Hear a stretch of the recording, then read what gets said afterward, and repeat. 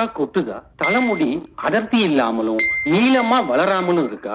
இந்த முறையை நீங்க வாரத்துக்கு 2 நாள் செஞ்சா போதுங்க. ஒரு மாசத்துக்குள்ளேயே உங்க தலைமுடி கொட்டுறது நின்னு தலைமுடி அடர்த்தியாவும் நீளமாவும் வளர ஆரம்பிக்கும். உங்க தலைமுடியில ஒரு பளபளப்பும் வரும். இதுக்கு நீங்க முதல் நாள் இரவே ஒரு பாத்திரத்தை எடுத்து அதுல 3 ஸ்பூன் அளவுக்கு வெந்தயத்தை போட்டுக்கணும். இப்ப 1 டம்ளர் தண்ணி இதுல விட்டு மூடி வச்சிடுங்க. அடுத்த நாள் காலையில பாத்தீங்கன்னா இந்த வெந்தயம் தண்ணியில நல்லா ஊறி இருக்கும். அதை அப்படியே எடுத்து ஒரு மிக்ஸி ஜார்ல போட்டுக்கிட்டு அந்த தண்ணியையும் அதுலயே விட்டுக்குங்க. இப்ப ஒரு 5-6 பூண்டு பல்ல தோலை உரிச்சு இதுல போட்டுக்கணும். இதை நல்லா அரைச்சி எடுத்துக்குங்க.